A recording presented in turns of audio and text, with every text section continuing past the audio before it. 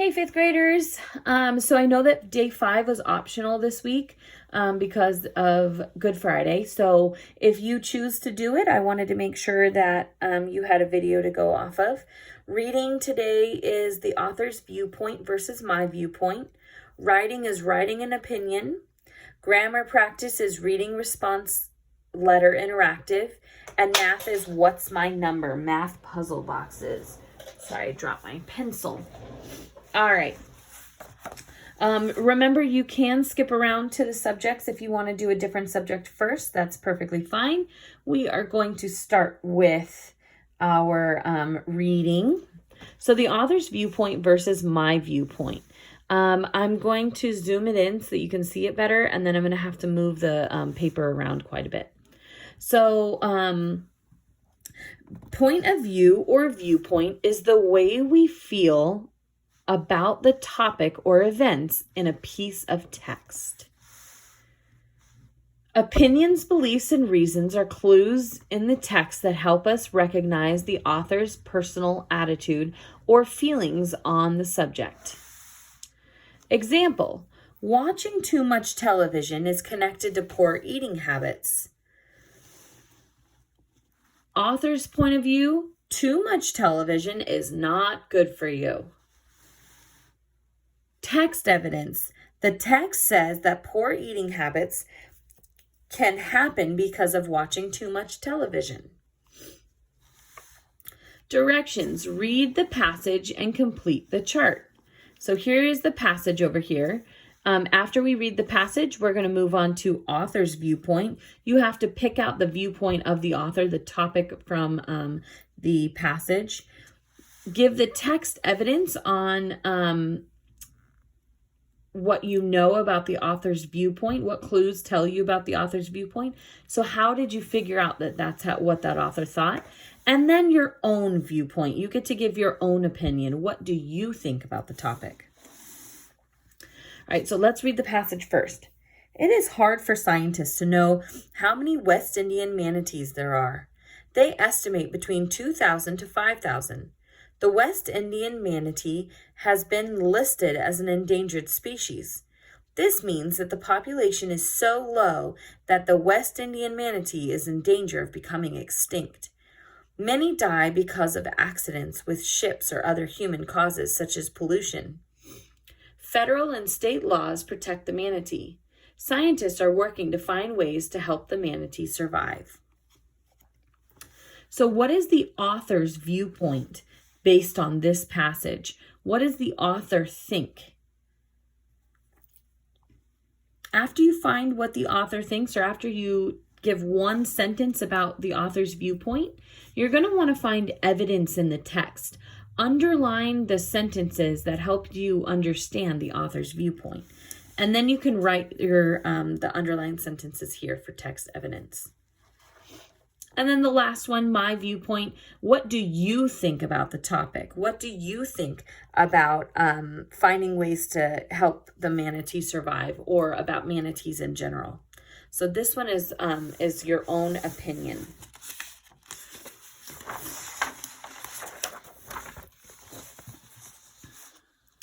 Here's another passage. Soda is a drink that can taste very good, especially on a hot day. But did you know how bad it is for your health? Soda has a lot of calories, and it has too much sugar. Soda has been linked to different health problems such as diabetes and obesity. Soda can even cause problems in your mouth. With so much sugar in the soda, it is bad for your teeth. Stick to water for a healthier life. So what was the author's viewpoint in this passage? After you figure out the author's viewpoint, underline some evidence from the passage that helped you understand what the author's viewpoint was. And then in the end, write your viewpoint. How do you feel about soda? Do you think it's bad for you, or do you think it's okay to have? And our last passage, taking a break is a good thing. Adults take breaks in their jobs, and kids take breaks in school. Recess helps kids focus and stay on task better when they're in the classroom. Going outside for recess is good for your health. The light helps us feel better, stay healthy, and keep our body in routine. Kids get to run around at recess, which is good for physical health. Recess is a great time for kids to play together and build relationships. So what was the author's viewpoint?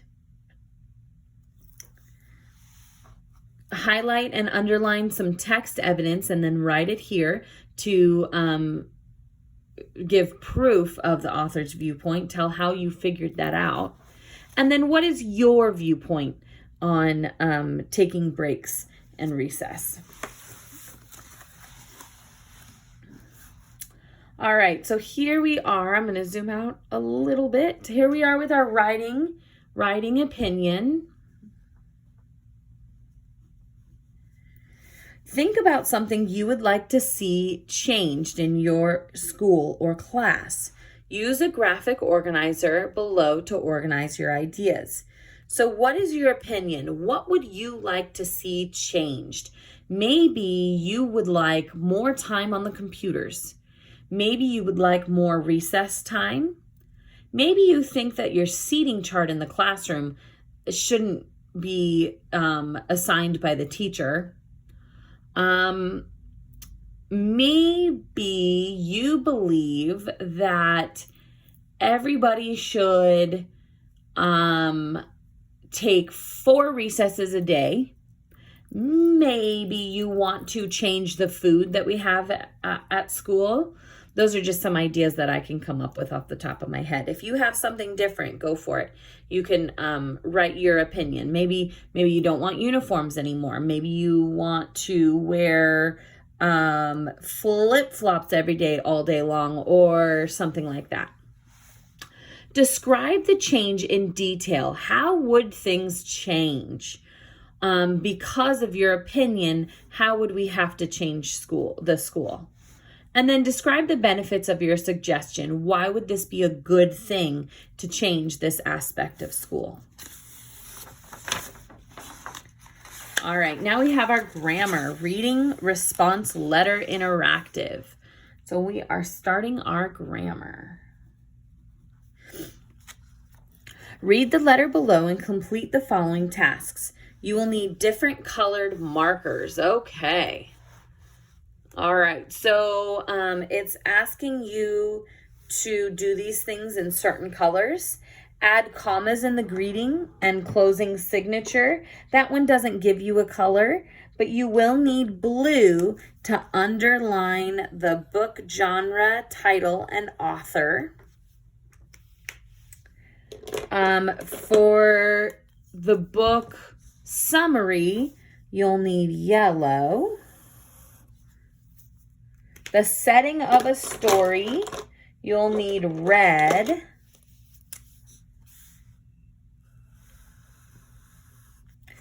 The juicy thinking paragraph is green.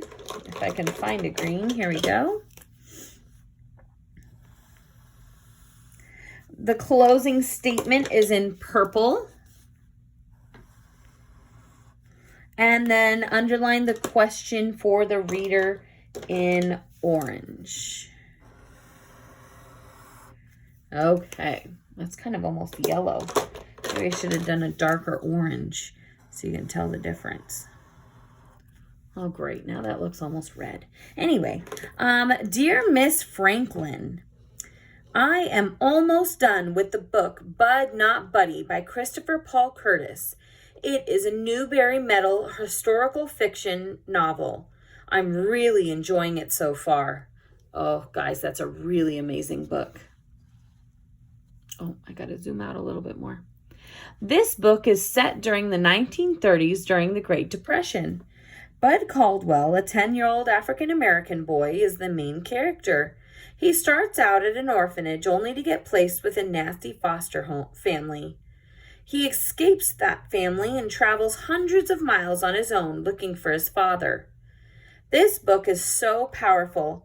The thing that impacted me most was his quest to belong. He really wanted to find people, his family. There are flashbacks to moments with his mother where he felt deeply cared for, and he longs to have that again. The way the author describes the scene where he thinks he finds his dad actually made me cry. I also loved the way the author wrote the story so that you really believe a 10-year-old is telling it. The word choice and the kinds of things Bud notices and thinks about really made this character come alive. I can see why this book won a Newbery Medal. Have you ever read a book that made you cry? Your student, Anita Brake. All right, so go ahead and go through that with the specific colors that it asks you for. And here are your number riddles. What's my number? Read each clue and follow the math to find the answer. Hint, try reading the clue backward. Ooh, okay. Add 9 to me, then multiply by 3. If you subtract 16, then add 7, you get 27. Ooh, I see why you have to read it backward now. What number am I? So if you start backward, you get 27. That's what it would equal. If you add 7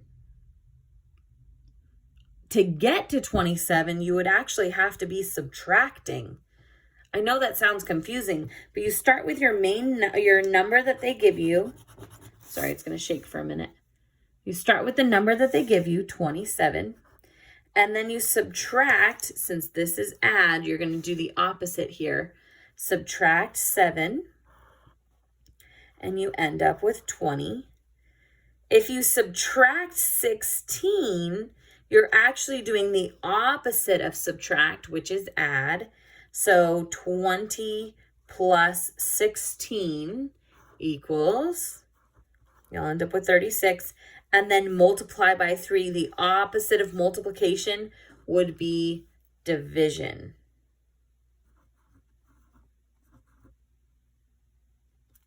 So you would end up with 12. And then add 9 to me. So you would subtract 9 because it's the opposite of what it says right there. So you take 12 and subtract 9, and you would end up with 3. If you did that forward, you would get 3 plus 9 is 12. 12 times 3 is 36. 36 minus 16 is 20, and then add 7. 20 plus 7 is 27. There's my number right there. So it was 3. The number you're supposed to start with is 3. So take whatever it says you get and work backward through the problem. It says add 5 to me, then divide by 7. If you add 12 and then subtract 7, you get 10. What number am I? So start with 10, add 7, because this one says subtract, you got to do the opposite. Subtract 12, multiply by 7, and subtract 5. You're doing the opposite of what all of these operations tell you to do. And then you'll end up with the correct answer. Multiply me by 4, then subtract 13. If you divide me by 3 and add 17, you get 22. All right, I want you to put a box around 20. You get 22. That is the number that you are going to be starting with. Then I want you to highlight or underline all of the things that it tells you to do. Add 17. Are you going to add? No, you're going to do the opposite. Divide me by 3. Are you going to divide? No, you're going to do the opposite. Subtract 13, you're going to do the opposite. And then multiply by 4. You're going to do the opposite. And then the last question, subtract 6 from me, multiply by 2. If you subtract 40 and then divide by 4, you get 8. 8 is going to be the number that you start with to try to solve this problem. Then you're going to find all of those operations, and you're going to do the opposite of them.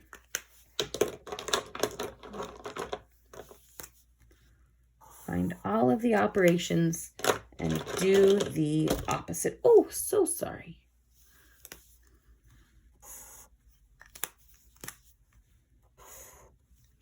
All right. And now it's going to look a little bit colorful by accident. Only do the light ones because the dark ones are hard to see. So cross all of these out. You do not have to do the dark ones.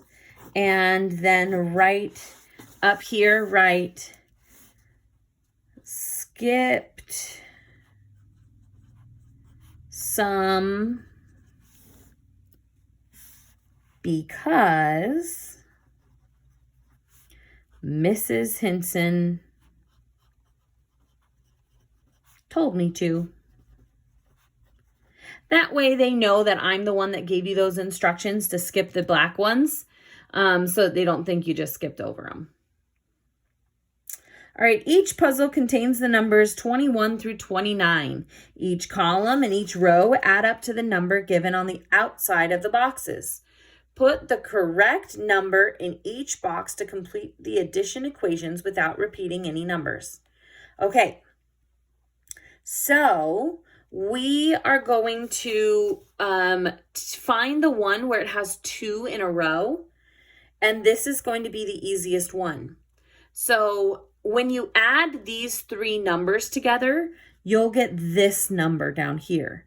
When you add these 3 numbers together, you're going to get this number over here. So to be able to figure out the missing number, we're actually going to subtract because that's the opposite thing, the opposite operation that we want to do. So we're going to take 73, we're going to subtract 22, and then after that, we're going to subtract 26. So let's subtract 22 first. 3 minus 2 is 1. 7 minus 2 is 5. And then subtract 26. Oopsies. We need to borrow. 11 minus 6 is 5. 4 minus 2 is 2. So here is 22. Or, 25. Whoopsies. So sorry. 25. 25. Okay. And now we have 2 in a row right here again. So we have 25, 29, and something equals 82. So now we can do our math here. We have 82. We're going to subtract one number, minus 25. And then we're going to subtract the other number after that. So 2 minus 5, we can't do it. So we're going to go next door to our neighbor, borrow from him. So 8 minus 1 is 7. We're going to put the 10 over here, so we'll have 12. 12 minus 5 is 7. 7 minus 2 is 5. And then we're going to subtract our second number, which is 29. We cannot subtract 9 from 7, so we have to borrow. And I'm kind of running out of room. All right, so now we have 17 minus 9 is 8. 4 minus 2 is 2. And we have 28.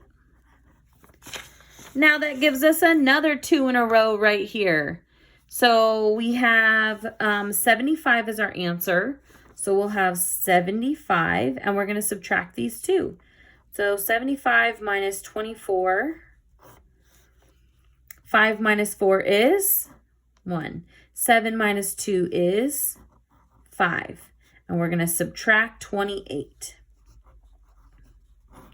We've got to borrow from our neighbor. 11 minus 8 is 3.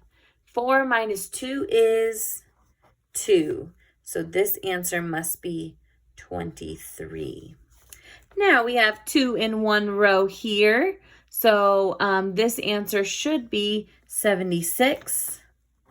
76 minus 26 is 50. And then 50 minus 23, we got to borrow from our neighbor. 10 minus 3 is 7. 4 minus 2 is 2. So 27. Now we have 2 in one column here. So we're going to do the subtraction. Here's our answer, 77. We're going to subtract 27. 7 minus 7 is 0. 7 minus 2 is 5. And then we're going to subtract the 29. We need to borrow from our neighbor. 10 minus 9 is 1. 4 minus 2 is 2. So there's 21. We do want to double check and make sure that everything adds up correctly. So if you want to go back and recheck this addition, you can. Just recheck each column or each row. You don't have to do it every single way. And then we can also double check by counting 21 through 29, like it tells us up here. 21, 22, 23, 24, 25, 26, 27, 28, 29. We did not repeat any numbers, so that is correct. You're going to do that same thing on this box, same thing on this box, and then the same thing on this box. Good luck. Let me know if you have any questions, and have a wonderful weekend. Bye, guys.